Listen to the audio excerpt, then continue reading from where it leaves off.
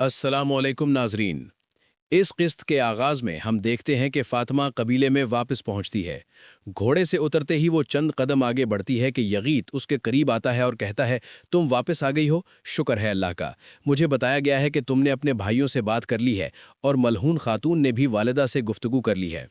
फातिमा जवाब देती है, यगीत, सब कुछ वैसा ही है जैसा मैंने तुम्हें बताया था। यगीत कहता है, मुझे अभी तक यकीन नहीं हो रहा फातिमा, मगर मैं तुमसे वादा करता हूं कि तुम जो चाहोगी, जो भी मांगोगी वही होगा, ये मेरा पक्का वादा है। इसी लम्हे फातिमा की नज़र अपने अहले खाना पर पड़ती है। यगीत उससे पूछता है, हम निकाह कहाँ करेंगे, लेकिन फातिमा जवाब देने के बजाय बस अपने घर वालों को देखती रहती है। यगीत कहता है, मेरा ख्याल है बोरसा तुम्हारे लिए ज़्यादा बेहतर जगह होगी, तुम्हारा क्या ख्याल है? जब फातिमा फिर भी खामोश रहती है तो यगीत कहता है, क्या तुम बोरसा में शादी नहीं करना चाहती? फिर कबीले में ही कर लेते हैं। फातिमा कहती है, तुम जो फैसला करोगे मुझे मंजूर है, अब मुझे इजाज़त दो, मैं बहुत थक चुकी हूँ। यगीत कहता है, बिल्कुल, आखिर तुम एक तवील सफ़र से लौटी हो, जाओ आराम करो, हम बाद में बात करेंगे।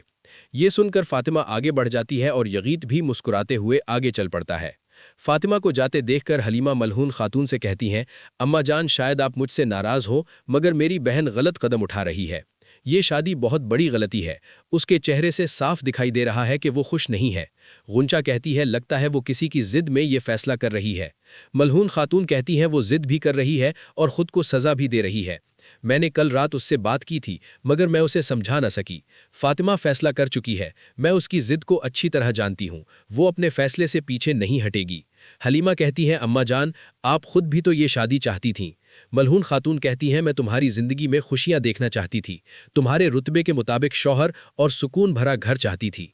मैं नहीं चाहती कि तुम्हें मुरझाया हुआ और आंखों में आंसू लिए देखूं, मेरी प्यारी बेटी। गुंचा कहती है, मेरी अजीज फातिमा दिल के जख्म की वजह से गलत रास्ता चुन रही है, अब बताएं माँ, हम क्या करें? मलहून खातून कहती हैं, अब वापसी का कोई रास्ता नहीं रहा गुंचा। फातिमा ने वो सारे दरवाजे बंद कर दिए हैं जो मैंने उसके लिए खोले थे।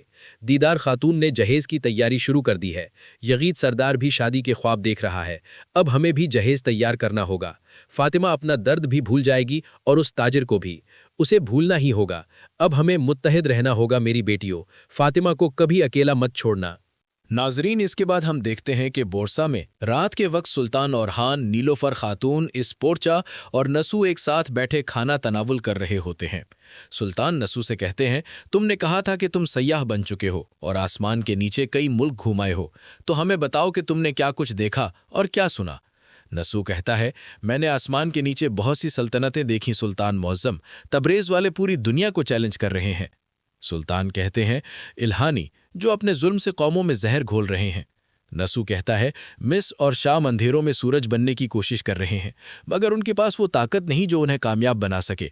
सुल्तान कहते हैं, ममलूक, जो कायरा में खिलाफत अब्बासिया के निगहबान हैं। नसू कहता है, जब मैं सरहदी इलाकों में पहुंचा तो मैंने देखा कि एक नई रियासत जन्म ले रही है जो दुनिया को अदल और रहमत से भरने की अहलियत रखती है। इस्पोर्चा कहती है, लगता है मेरे सिवा सबको यकीन है कि सरदार औरहान की रियासत यकीनन अजीम बनेगी।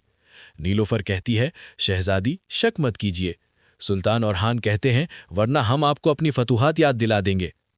फिर सुल्तान नसू से कहते हैं, अगर मस्जिद का गुंबद मुकर्ररा वक्त पर ना रखा गया तो याद रखो, मैं वो सारी रकम वापस ले लूंगा जो मैंने तुम्हें दी है। नसू कहता है, अगर जामिया मस्जिद वक्त पर मुकम्मल ना हुई तो सुल्तान मुझसे सिर्फ रकम ही ना लें बल्कि मेरा सर भी कलम कर दें। सुल्तान कहते हैं, ठीक है, अगर तुमने मस्जिद मुकम्मल ना की तो मैं वाकई तुम्हारा सर ले लूंगा। याद रखो, मैं अपने वादे का पक्का हूं। नसू, तामीर में किसी किस्म की कोताही मत करना। नसू कहता है, आपका हुक्म सर आंखों पर सुल्तान मौज़म। सुल्तान मुस्कुरा कर कहते हैं, बहुत अच्छा। कुस्तुनतुनिया में शहनशाह अलाउद्दीन से कहता है, ये साबित हो गया कि सरदार औरहान हक पर हैं। वो मेरी मदद कैसे करेंगे और बदले में क्या चाहेंगे? अलाउद्दीन कहता है, हमारी फौज इज़नेक और इज़मीत के दरमियान तैनात होगी ताकि बागियों की किसी भी मुमकिना हमले को रोका जा सके। फ्लावियोस कहता है, इसका मतलब है सल्तनत पर अपना असर कायम रखना, अपनी हद से आगे मत बढ़ो। अलाउद्दीन कहता है, शहनशाह, मैं आपसे बात कर रहा हूं या किसी कमांडर से? पहले ये वाज़ेह होना चाहिए। शहनशाह कहता है, कहिए, मैं सुन रहा हूं। अलाउद्दीन कहता है, हमारी फौज जो इस वक्त इज़नीक और इज़मीत के दरमियान तैनात है और सुल्तान औरहान की हिफाजत में है, वो आपके शहर इज़नीक की निगहबानी करेगी, लेकिन शर्त यह है कि गमलक की बंदरगाह हमें दे दी जाए। फ्लावियोस गुस्से से कहता है, अपनी ये पेशकश लेकर मेरे सब्र को मत आजमाओ। शहंशाह कहता है, मैं इस इत्तेहाद को शादी के रिश्ते से मजबूत करना चाहता हूँ। अगर सरदार ओरहान मेरी बेटी अस्पोर्चा से शादी कर लें तो वो जो चाहें हासिल कर सकते हैं। बोरसा में शहजादी अस्पोर्चा सिक्रमंद खड़ी होती है। सुल्तान ओरहान उसके करीब आते हैं। शहजादी कहती है, कल तक ये मेरा शहर था, आज ये आपका हो चुका है। सुल्तान कहते हैं, मगर अब ये महफूज हाथों में है।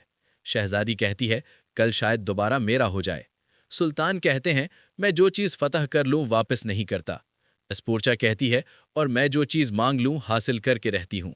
नीलोफर ये सब देखकर खामोशी से वहां से पलट जाती है।